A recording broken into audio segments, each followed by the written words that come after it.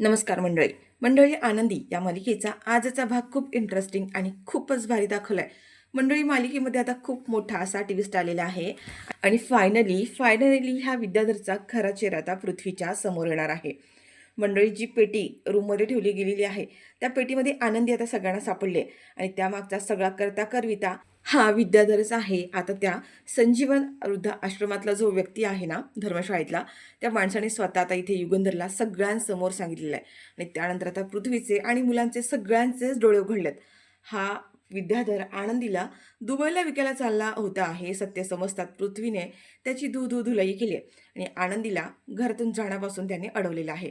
आता हे सगळं नेमकं कसं घडलंय, काय घडलंय, सगळं काही सविस्तर बघूया.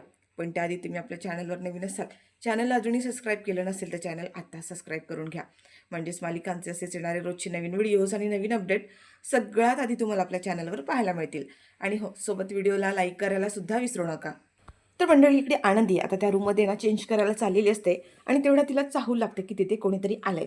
आता आनंदी म्हणते की कोण आहात, कोण आहे? आरतीताई तू येस का? आरतीताई. पण आता समोरून काहीच रिस्पॉन्स येत नाहीये, आवाज येत नाहीये. आनंदी म्हणते की कोण आहे, कोणी बोलत का नाहीये? तेवढ्यात ते मंडळी आता जी गुंड आहेत ना विद्याधरने जे पाठवलेले, ते आनंदीच्या जवळ जातात आणि त्याने ना त्या रुमाल आनंदीच्या नाकावर ठेवलाय. आता आनंदी आरडाओरडा करायला सुरुवात करते, झटापट करत असते, पण त्या माणसाने तिचं तोंड आहे ना एकदम गच्च असं बांधून ठेवलेलं असतं आणि थोड्याच सेकंदात आनंदी आता इथे बेशुद्ध पडली आहे. मंडळी, ह्या लोकांनी आता आनंदीला लगेचच त्याने जो एक बॉक्स आणलाय ना, त्या बॉक्समध्ये त्याच्यामध्ये भरलंय.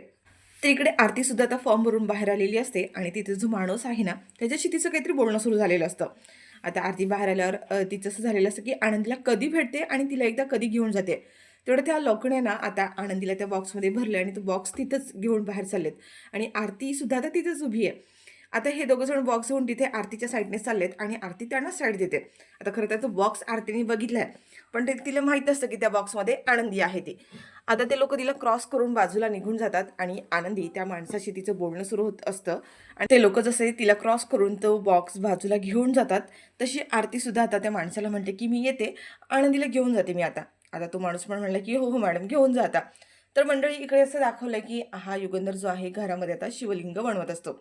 आता ह्या नागपंचमीची सगळी तयारी सुरू झालेली असते आणि सगळ्यांची घाई गडबड दाखवली आहे सगळीकडे.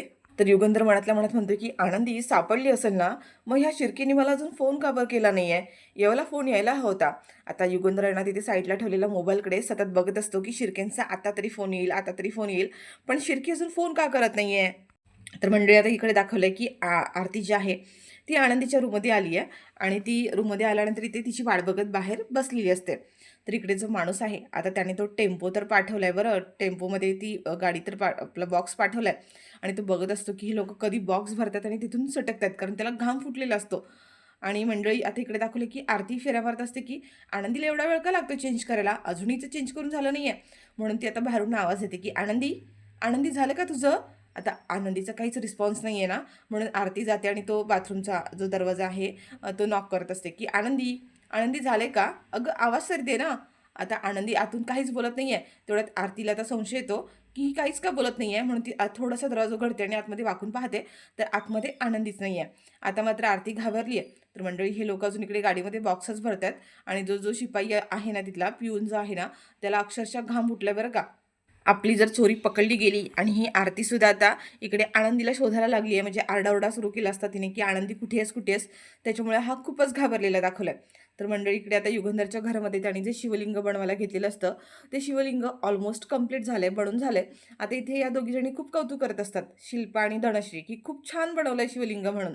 पण युगंधरचं मात्र लक्ष जरी शिवलिंग बनवत असला तरी तो सतत इकडे आनंदीची वाट बघत असतो, म्हणजे शिर्केंच्या फोनची वाट बघतोय. शिर्के का फोन करत नाहीयेत? म्हणून आता शेवटी युगंधर स्वतःच शिर्केंना फोन करायला जातात, तर शिर्केंचा फोन लागतच नाहीये.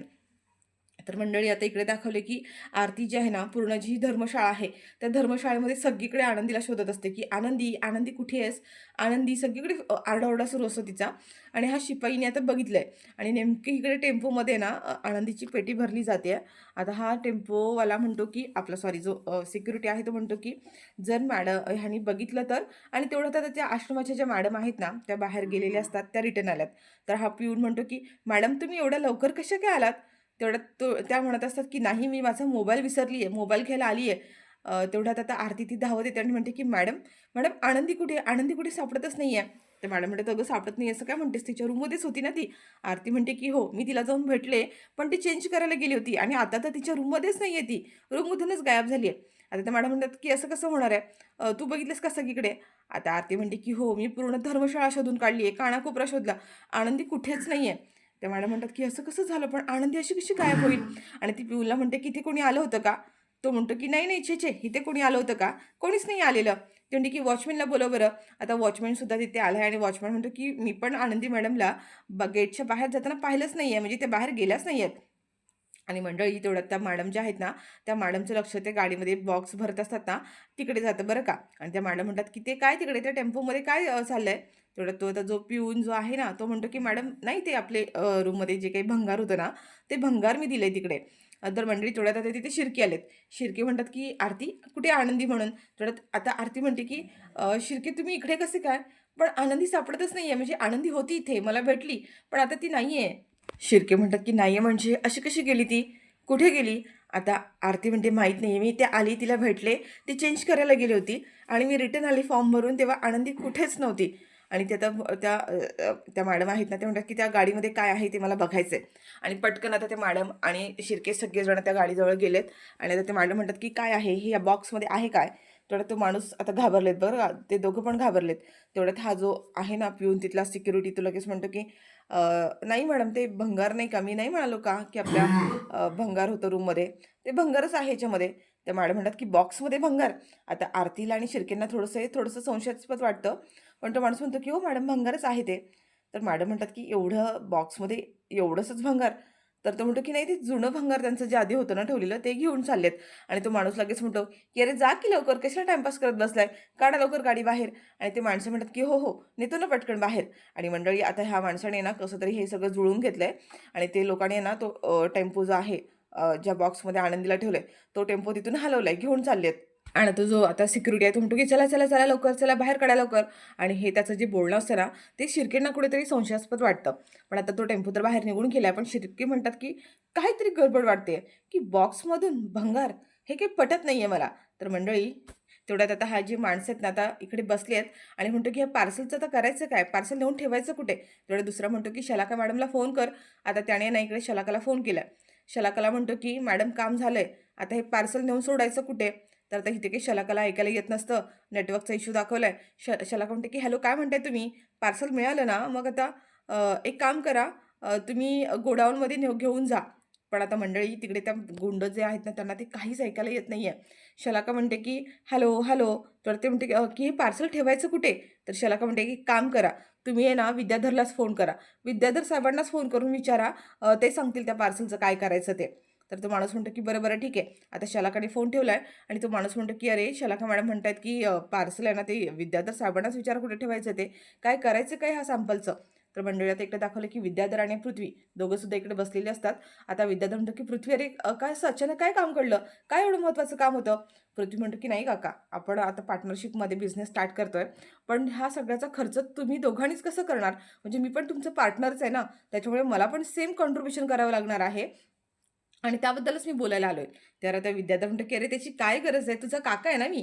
हा काका तुला आता नाही उपयोगी पडणार तर कधी पडणार आहे? काही गरज नाही त्याची." पृथ्वी म्हणतो, की "नाही, नाही, असं कसं चालणार? शेवटी मी सुद्धा पार्टनर आहे. माझं पण काहीतरी कॉन्ट्रिब्युशन असायलाच हवं ना." आणि हो, त्यासाठीच मी म्हणतोय, की मी लोनसाठी ट्राय केलंय आणि मला लोन मिळणार सुद्धा आहे. पण त्यासाठी मला फक्त तुझी सही हवी असणार आहे. म्हणजे कोणीतरी ॲज अ रिस्पॉन्सिबिलिटी पर्सन हवं असणार आहे ना म्हणून. तर बोलतो, की "अरे एवढंच ना पृथ्वी, मग काय त्यात? मला फक्त सांग कुठे सही करायची आहे ती." पृथ्वी म्हणते, की "हो खरंच काका." तर आता विद्याधर म्हणतो, की "अरे हा काका मग कशासाठी आहे तुझा? त्याच्यासाठीच तर आहे ना. फक्त मला सांग कुठे सही करायची, ते पेपर्स कुठे आहेत?" पृथ्वी म्हणतो, की "मी ते पेपर्स तुला पाठवतो." कुठे पाठवू बरं ते फोटो? आपलं पेपर्स. तेवढ्यात त्या गुंडांचा ना फोन आता इथे आला विद्याधरला आणि आता पृथ्वी म्हणतो, की "कोणाचा फोन आहे काका? घे ना." आता विद्याधर म्हणतो, की "नाही, एवढा काही महत्त्वाचा नाही कोणाचे फोन येत असतात." आणि आता त्याच्याकडून ना तो चुकून फोन रिसीव्ह झालाय आणि तो फोन आहे ना त्याने बाजूला ठेवलेला असतो. तेवढ्यात आता हा पृथ्वी म्हणतो, की "सांग ना काका, कुठे ते पेपर्स पाठवू?" आणि तेवढ्यात तर समोरून गुंड म्हणतो, की "ह्या पार्सलचं काय करायचं? ह्या पेटीचं काय करायचं?" तेवढ्यात हा विद्याधर इकडून म्हणत असतो, की "घरी पाठव, घरी पाठव, काही टेन्शन घेऊ नकोस, बिनधास्त घरी पाठव." तेव्हा पृथ्वी म्हणतो, की "नक्की ना? म्हणजे नक्की घरी पाठवू ना?" आणि तिकडून गुंडच पण म्हणत असतो, की "साहेब घरी? अहो नक्कीच घरी पाठवायचं आहे ना. आता विद्याधर म्हणते, "हो, हो, घरीच पाठवायचं आहे. अजिबात काळजी करू नकोस. बिनधास्त घराला पाठवून दे" म्हणून. आता माणूस म्हणतो, की "हे ह्यानी असं काय केलं, की हे पार्सल घरी का पाठवायला सांगितलंय?" तर मंडळी आता इकडे दाखवलंय, की ह्या मॅडम आणि तिघंसुद्धा आता टेन्शनमध्ये आले आहेत, की आनंदी कुठे गेली असणार आहे. आता शिर्के म्हणतात, की "तुमचं ते जे आहे ना गेस्ट रूम की काय तो आहे जिथे सगळं सामान ठेवलंय, अडगळ जे जे आता काय म्हणत होतात ते, आपण तिकडे एकदा जाऊन चेक करूया का?" आरती तू तिकडे जाऊन चेक केलंय?" आरती म्हणते, की "नाही, मी तिकडे नाही गेले."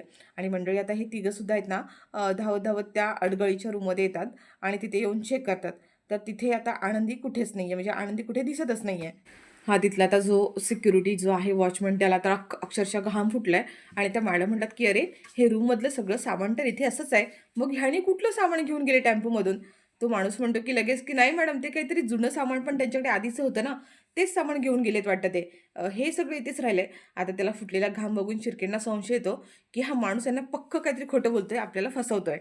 त्या मॅडम म्हणतात, की "अरे वेडा आहेस का? एवढा मोठा टेम्पो आहे आणि या टेम्पोमध्ये पण त्यांनी फक्त एवढासा बॉक्स घेऊन गेलेत. एवढ्याशा बॉक्समधून सामान घेऊन गेले का? नक्की सांग काय होतं त्या बॉक्समध्ये? खरं-खरं सांग बरं." आता मात्र त्या माणसाची चोरी पकडली गेली आहे बरं का आणि शिर्के लगेच चिडतात आणि म्हणतात, की "खरं-खरं सांगा, काय होतं त्या बॉक्समध्ये? पटकन बोल काय होतं ते?" तो म्हणतो, की "अहो नाही साहेब, मी खरंच बोलतोय. अडगळीचं सामानच होतं त्याच्यामध्ये." तेवढं शिर्के म्हणतात, "हे बघ तुला असं कळणार नाही. तुला ना आता कोल्हापुरी इंगा दाखवावाच लागणार आहे."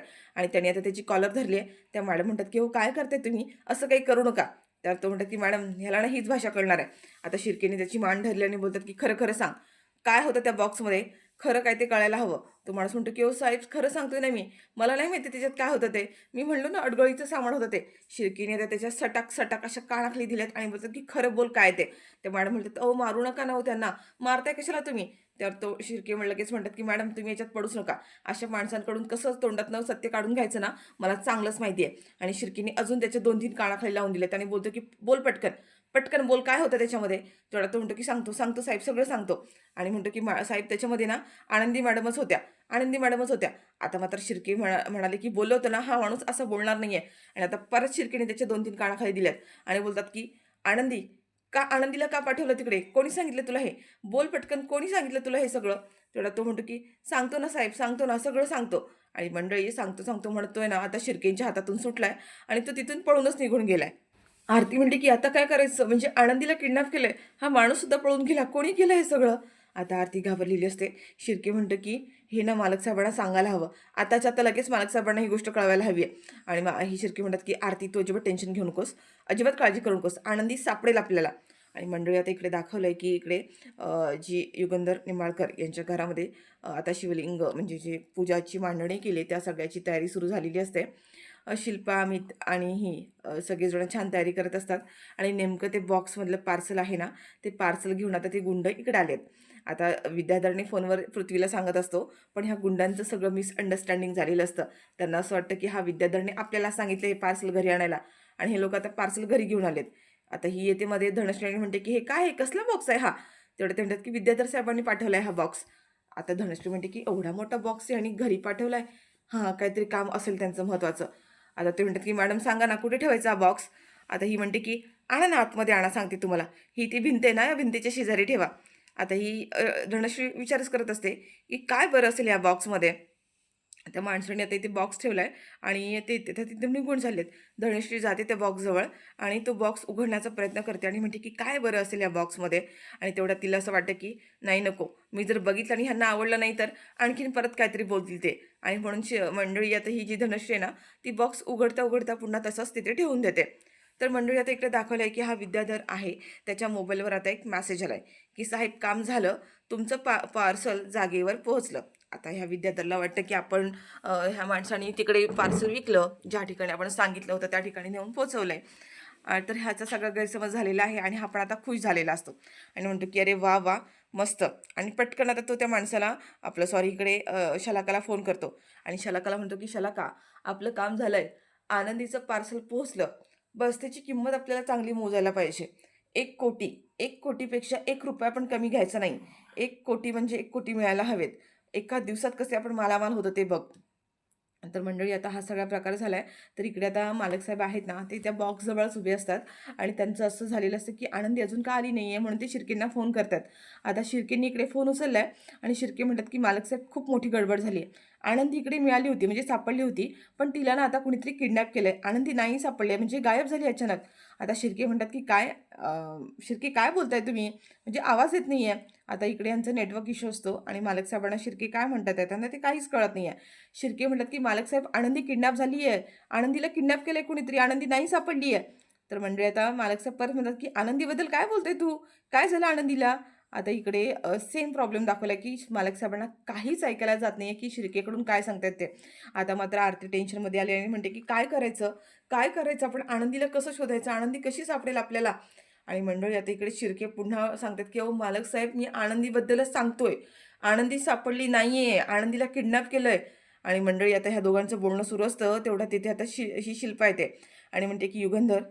तिला कळतं लगेच, की हा आता आनंदीला शोधण्याच्या प्रयत्नामध्ये आहे. ती येऊन लगेच म्हणते, की "हे बघ, युगंधर मी काय म्हणते, दोन्ही मुलं आधीच तुझ्यावरती नाराज आहेत, पृथ्वी आणि प्रांजल. मितालीच्या मनात अजूनही तुझ्याबद्दल आदर आहे, प्रेम आहे आणि आज ती तुझ्यासोबत पूजेला बसणार आहे. त्या दोघांचं मन ऑलरेडी दुखवलंय. आता पुन्हा मितालीचं मन दुखवू नकोस. ती ती तिच्या पण मनातून उतरून जाऊ नकोस. त्याच्यामुळे प्लीज आता ती पूजेला बसणार आहे, तर तू तिच्यासोबत राहा. आता ही गोष्ट ह्याला सुद्धा असं वाटतं, की हो, म्हणजे तिला वेळ द्यायला हवा. आणि मंडळी आता हा युगंधर पुन्हा काही शिर्केंना फोनच करत नाहीये आणि फोनसाठी ट्राय पण करत नाहीये. तेवढ्यात तिथे हा आता आलाय विद्याधर. विद्याधर म्हणतो, की "अरे वाह! वाह! वाह! की छान आज काय पूजा वगैरे आहे की काय?" तेवढ्यात युगंधर म्हणतो, की "दरवर्षी नागपंचमीला आपल्या घरामध्ये पूजा असते. जसं काही तुला माहीतच नाही. तुला कसं माहीत असेल? घरात कधी असणार आणि घरात काय होतं हे माहीत असणार तर माहीत असेल ना?" तर आता हा विद्याधर म्हणतो, की "हो, हो, हो. पण आहे ना आजच्या पूजेला मी पण बसणार आहे बरं का. म्हणजे आजचा दिवस माझ्यासाठी एवढा खास आहे ना, म्हणजे काही सांगताच येत नाहीये." आता हा विद्याधर एवढा खुश असतो. मालक साहेब म्हणतात, की "हा आज एवढा खुश काय? म्हणजे नक्कीच काहीतरी ह्याने आज कांड केला असणार आहे." हा पृथ्वी म्हणतो, की विद्याधर म्हणत असतो, की "आज माझ्या आयुष्यातला खूप मोठा आणि मौल्यवान दिवस आहे. आजचा दिवस ना मी कधीच विसरणार नाहीये. म्हणून आजची पूजा मी करणार आहे." तेवढ्यात मालक साहेब म्हणतात, की "काय ना, पूजा तर कोणी करू शकतं. पण आपले कर्म जर चांगले असतील तरच आपल्याला पूजेचे फळ मिळणार आहे ना." आता त्याने असा टोमणा मारतात मालक साहेब आणि ते तिथून बाजूला निघून जातात. तर मंडळी आता इकडे दाखवलंय, की जो बॉक्स आहे त्या बॉक्समध्ये आनंदी आहे. ओके. आणि ती आनंदी आता शुद्धीवर आली आहे. म्हणजे जे तिला बेशुद्ध करण्यासाठी जे औषध दिलं होतं, त्याची कदाचित आता इफेक्ट जो कमी झालाय आणि आनंदी बॉक्समध्ये ना हालत असते आणि तेवढ्यातच आहे ना त्या बॉक्सवरती आता तिथे नाग आलाय आणि हा विद्याधर तिथे जातो आणि विद्याधर म्हणतो, की "हा बॉक्स इथं कसा आला? आणि हा इथे कुणी आणून ठेवला? ह्याच्यात तर आनंदी आहे." आणि त्याच्यावरचं नाग बघून आता सगळेजण घाबरलेले असतात. तेवढ्यात माई म्हणतात, की काय ना, आज नागपंचमी आहे आणि नागपंचमीच्या दिवशी नाग घरात येत असेल, तर तो शुभ शकून मानला जातो. आणि आता युगंधर म्हणतो, की काय? आणि युगंधर जातो आणि त्या नागासमोर आहे ना, हात जोडतो. आता सगळ्यात पहिला जातो विद्याधर. विद्याधरच्या अंगावरती आहे ना, त्या नागाने असा जोरात फणा काढलेला असतो. हा विद्याधर तिथून पळूनच जातो आणि तेवढ्यात मालक साहेब पुढे जातात आणि मालक साहेबांनी हात जोडून प्रार्थना केलेली असते. तसा हा नाग आहे ना, ते आता तिथून निघून जातो. पण आता मालक साहेब म्हटलात, की हा एवढा मोठा बॉक्स इथं काय करतोय? आणि शुभशकून म्हणजे ह्याच्यामध्ये नक्कीच काहीतरी असणार आहे.